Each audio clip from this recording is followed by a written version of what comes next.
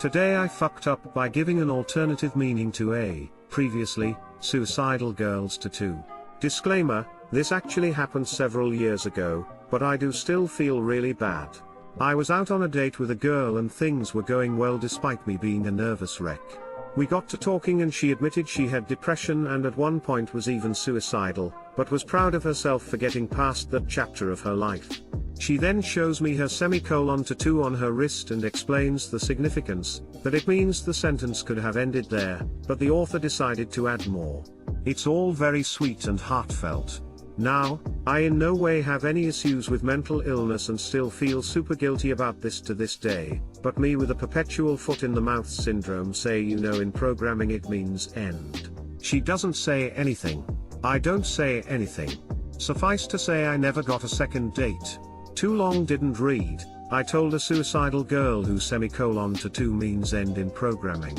Edit, the popularity of this post is mostly just everyone telling me I'm wrong. Lol.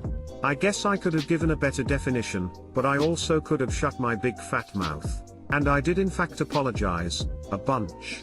She awkwardly laughed it off. Smooth. As sandpaper. Edit, obligatory first silver/reward ever. Cheers everyone. Out of all the possible timelines you chose that one. In C, a semicolon means the end of one statement and the start of the next. So just like in regular English. Suspicious. Semicolon is just end of line. A new line with a new meaning starts next. Would be the end.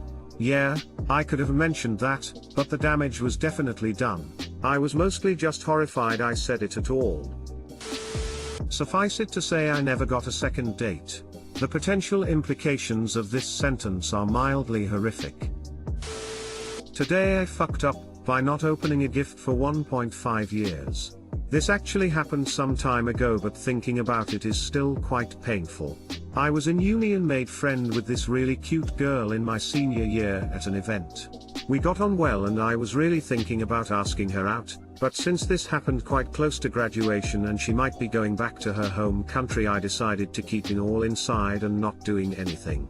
I thought that asking her to stay just 3 months after us knowing each other is too big of a favor to ask, so I kept it strictly friend between us so that our farewell would not be too painful. In the graduation she decided to give me a gift of homemade chocolate in a very nice box that she made herself. It was all blur, but I kinda recalled her asking me to open it at home and let her know what I think.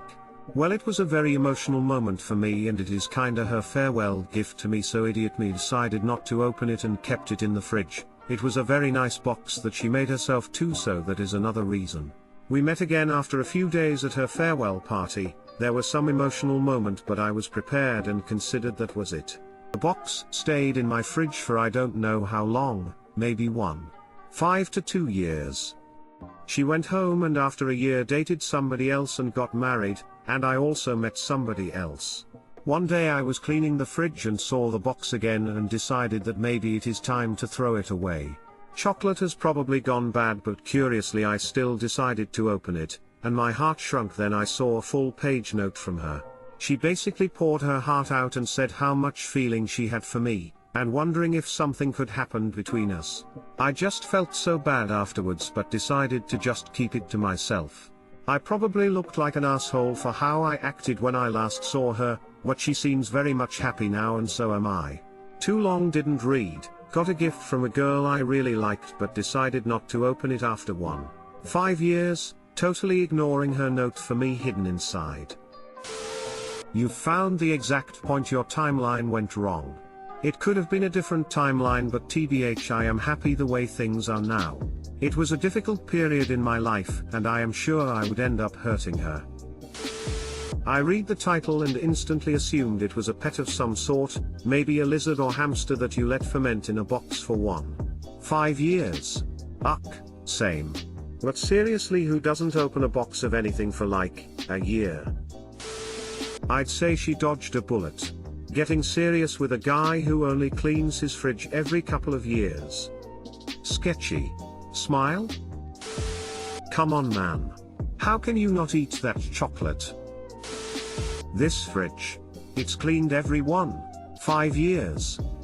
Put it another way, if you had cleaned more often, your life could be different.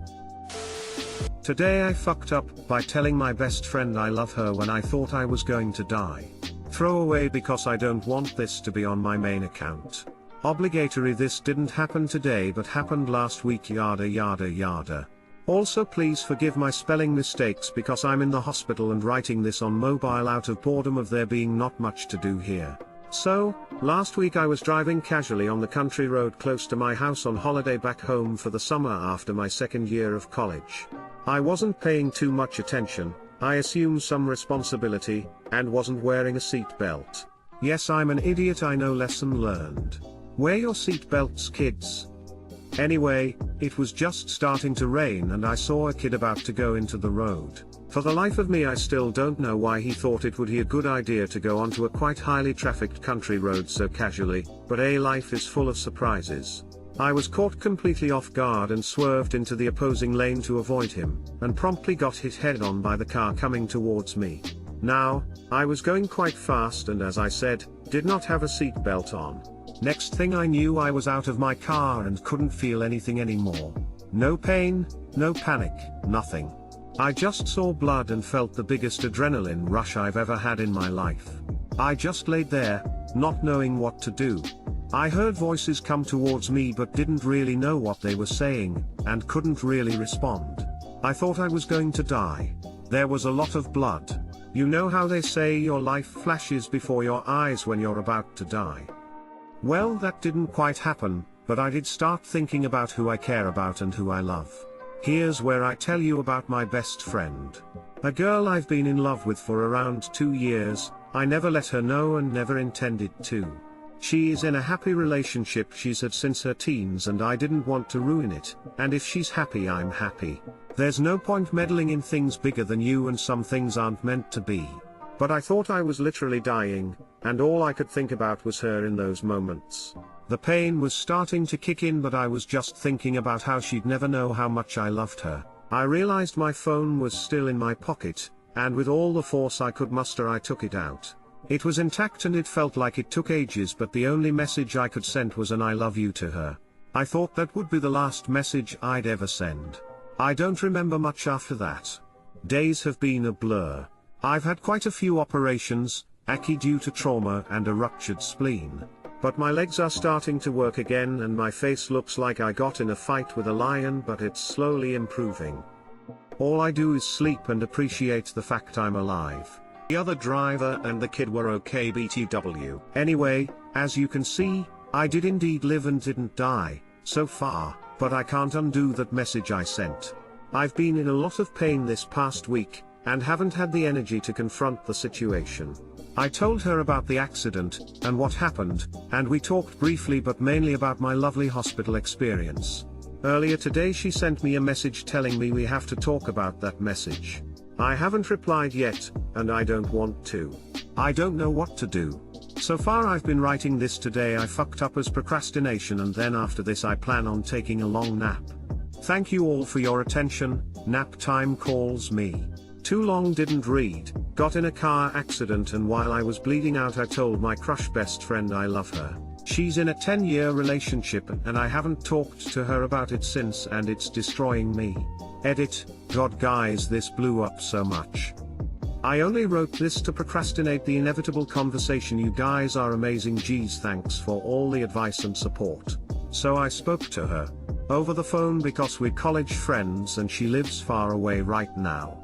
I decided that the best thing I could do at this point was just tell her the truth. I didn't expect anything and I didn't want anything to come out of it, but I just thought that to have a pure and true friendship everything needs to be out there or it just wouldn't be legitimate. I would love to tell you guys an amazing fairy tale story that would give you guys all hope for the future and whatnot, but I guess life is just different from movies. I told her how I felt in pretty much the same words as in this post. But I also added, and it's true, that I've gotten to know her boyfriend for the past few years and he's great. I don't want to hurt him or interfere as much as I want her happy. I think she understood where I came from and the circumstances in which those words were said. I hope nothing will change with her because I love spending time with her and neither of us can imagine a life without each other anymore, we both admitted that. So I guess I just have to give you the boring response. But it's reality, so sorry if it sucks. I'm okay with though, I really didn't expect anything and still kind of think I was being selfish. We talked about a lot of other things like we normally do for a couple of hours after that, and she might be coming to visit me in the hospital this weekend. She said she'll try and make the trip, even though I told her not to because it's gonna be extremely expensive for her last minute. She was really flattered though, I think, and almost cried thinking she was the last thing I thought about when I thought I was going to die. I think my username is quite relevant here. I reckon honesty is the way forward, but you do you, man. She's friends with you for many reasons. Knowing you're the one thing on the mind of someone who thinks they're dying is quite something. Whatever happens, all the best and good luck. Glad you got through it. Also, loving someone in such a manner bears no obligation of returning that same love. If you can both be adults and accept that, you should be able to retain your friendship. That said, I think everyone here knows that things will likely be different from here on out. So it goes. It's been an hour. Nap time over. Need update stat. Edit, he's alive. So far. The real fuck up here was not wearing your seatbelt, you dingus. Why not just tell her the truth? That you literally thought you was at the pearly gates and wanted her to know, but you appreciate and respect shiz in a relationship and you don't wish to ruin that. It's very romantic and sweet, so I doubt she would be mad about it. Keep us updated.